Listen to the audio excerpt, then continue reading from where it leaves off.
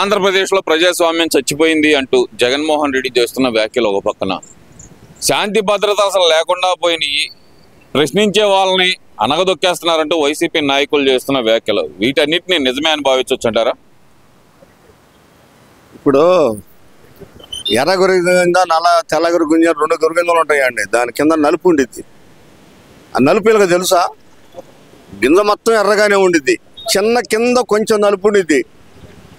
మరి తేడా చెప్పమన్నా నాకు ఈ జగన్మోహన్ రెడ్డి గారిని మాట్లాడి అంబటి రాంబాబు గారిని వీళ్ళందరినీ ఈ లోపం ఎక్కడుందంటే అండి, ఇవాళ అధికారంలో ఉన్న పార్టీ గత 5 సంవత్సరాలు జగన్మోహన్ రెడ్డి గారు బోరగడ్డ అనిల్ కానించి, అంబటి రాంబాబు కానించి, అది వాడి ఎంపీ గోరంట్ల మాధవ కానించి, అవంత శ్రీనివాసరావు కానించి, కావేటి మోహన్ రాయుడు గారు ఏది మోహన్ నాయుడు ఈ మన మున్సిపాలిటీ చైర్మన్ కర్ర తీసుకొని పోలీసుల కర్ర తీసుకొని రావటం లాంటివి ఏంటి కానీ ఇవన్నీ వీళ్ళు తిట్టిన బూతులు అన్నీ గనక ఒక పిక్చర్ తీసి ఫిలిం ఇది అసెంబ్లీలో కానీ ప్రజలకు వదలాలండి. ఇలా చేతగానితనం, తెలుగుదేశం ప్రభుత్వం చేతగానితనం, పార్టీ ఆఫీసుని పగలగొట్టిన కానించి అవినాష్ దేవినేని అతను అవినాష్ ఆయన దేవినేని నెహ్రూ గారు కుమారుడు, ఇలాంటి వాళ్ళు చాలామంది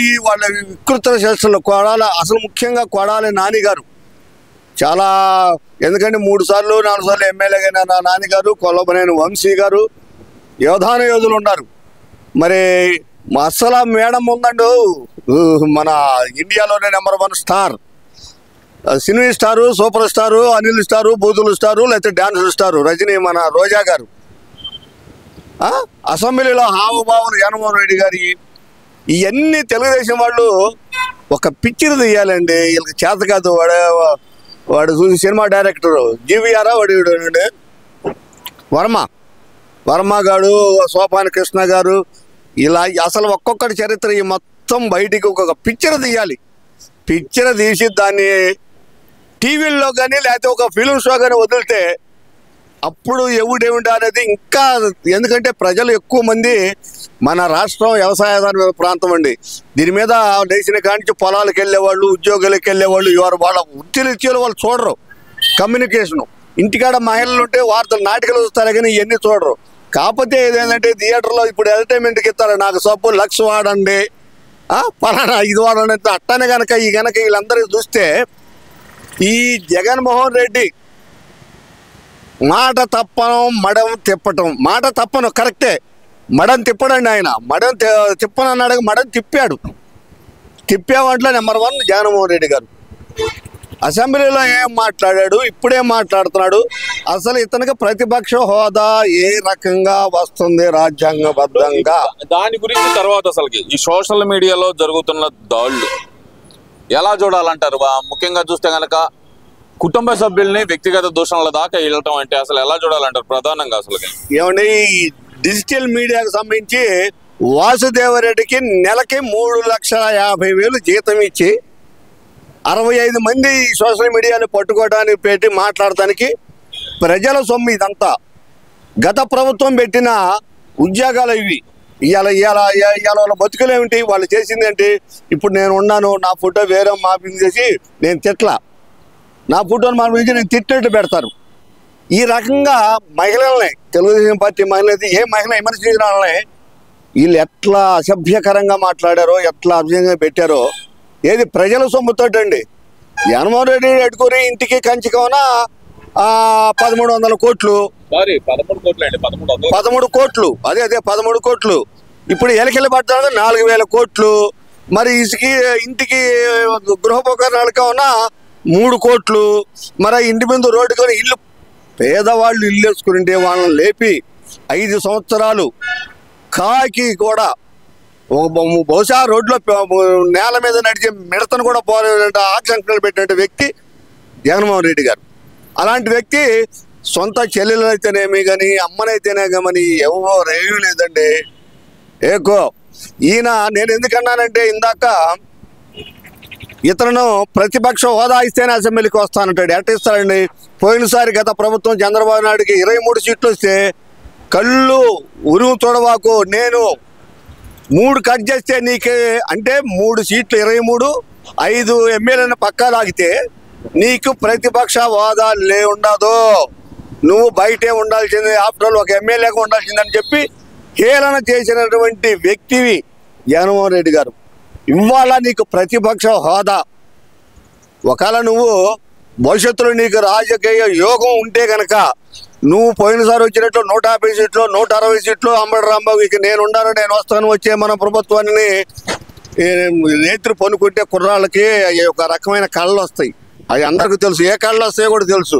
ఇలా డ్రైవర్లు తడుపుకోవడం, లుంగులు తడుపుకోవడం తప్ప అలాంటి కళ్ళలో గంటం తప్పితే అప్పుడు కళలు కానీ నీకు కనుక 150 సీట్లు వస్తే నీ వ్యక్తిగతంగా నువ్వు రాజ్యాంగం సృష్టించుకొని ప్రతిపక్ష హోదాని నువ్వు ఇయ్యాలా వద్దనేది నువ్వు ఒక రాజ్యాంగం రాసుకోవాల్సిన పరిస్థితి ఏర్పడుతుంది జగన్మోహన్ రెడ్డి గారి. అంత తప్పితే నువ్వు గీగి పెట్టుకున్న ప్రజల సమస్యపై నువ్వు పోరాడాలి. ఎక్కడికి వచ్చి పోరాడాలి? అసెంబ్లీకి పోరాడాలి.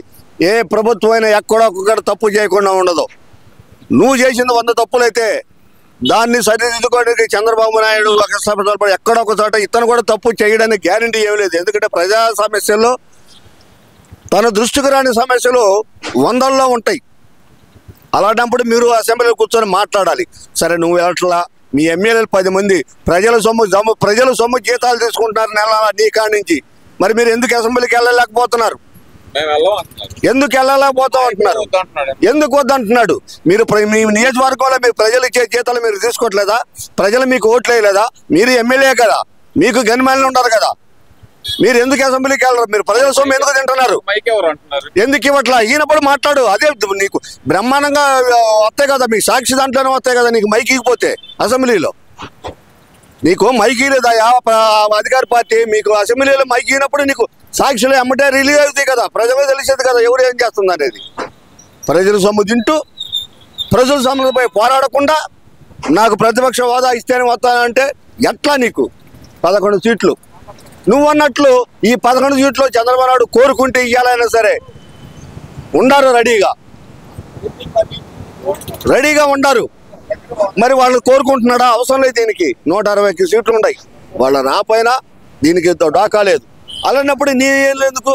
వాళ్ళంతటా వాళ్ళు వస్తే ఎవడు వద్దనడు. అసలు ఇవన్నీ కాదు, అసలుకి మా వాళ్ళ మీద పేక మీద కాలేసి తొక్కుతున్నట్టు నోరు తెరవనేయట్లేదు. ప్రశ్నించడం మేము చేసిన పాపమా అంటున్నాడుగా మరి జగన్మోహన్ రెడ్డి గారు. మీరు అధికారంలో ఉండగా నేను కూడా సమస్యపై విమర్శిస్తున్నా.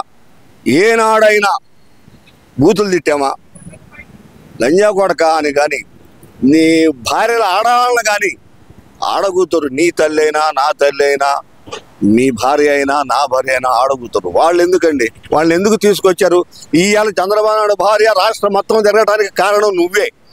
నువ్వు మాట్లాడబడితే ఆ కొడాల నానిగాడు వీళ్ళందరూ కనుక ఆమెను కనుక మీరు విమర్శించకపోతే ఆమె గడప దాటి బయటికి రాని మహిళ. మరి ఎందుకు తీసుకొచ్చారు? మీ మూలకనే కదా. మరి ఇప్పుడు మరి చిలవరపేటలో ఏదో సుధారాణి అంట, ఆయన మొగుడు ఏం మాట్లాడారమ్మా రజనీ గారు? కళ్ళు దబ్బునియా? మీ రోజా ఏం మాట్లాడితే మీ కళ్ళు దబ్బునియా? ఆ పర్యాటక శాఖలో ఆవిడకి రెడ్డి గారికి 200 ఎకరాలు ఇచ్చారు. ఏది ఒక సినిమా ఏదో దానికి డైరెక్షన్ చేసినది ఏది మిమ్మల్ని పొగుడినందుక?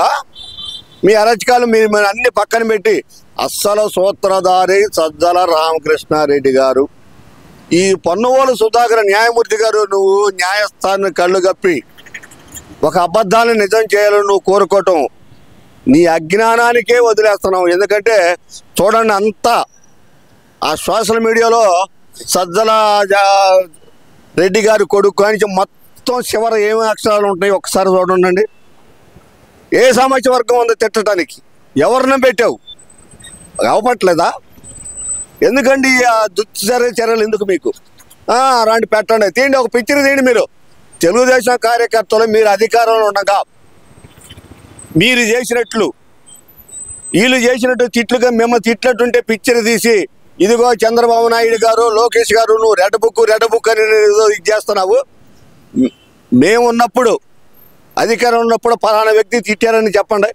అదేదో పాపం మన నాడాకోడూరు తెలుగుదేశం పార్టీ అధ్యక్షుడు నన్నపనేని కోటేశ్వరరావు గారిని ఆయన ఒక్కసారి ఒక్క మాట ఎవరిని తిట్టాడండి? కొడాలి నాని గారిని. ఆయన సామాజిక వర్గమే. కొడాలి నాని గారు ఎంత భయంకరమైన అసెంబ్లీలో బూతులు తిడితే మన నన్నపనేని కోటేశ్వరరావు గారు మాట్లాడే కడుపుని మా అందరికీ మండింది. కాకపోతే ఆయన ఆవేశం ఆపుకోలేక మాట జారాడు. ఏం చేశారు? ఆయన ఇంటి మీదకి పోయారు. మరి తక్కిన అనిల్ బోరగడ్డ అనిల్ ఏం చేయాలి? గంట ఒక ప్రతిపక్ష నాయకుడిని చంపడానికి నువ్వు గంట పరమేశ్వర మరి రాసమర్యాదలు చేస్తున్నారు. మరి మీరు ఇక్కడ ఉన్న రాసమర్యాదలు వాళ్ళకి బిర్యానీలు మరి పంపిస్తున్నారు. మీరు ఎవరు పంపిస్తున్నారు? ఈ పోలీసులు. మరి ఎందుకు ఇంకా పోలీసులు వైఎస్ఆర్సీపీ పక్షపాతులు ఉన్నారు? ముందు వాళ్ళని ప్రక్షాళన చేయాలి. వాళ్ళని ఎక్కడికంటే నాకు తెలిసి ఎక్కడ దూర ప్రాంతాలకు ట్రాన్స్ఫర్ చేస్తే కానీ బుద్ధి రాదు. Thank you.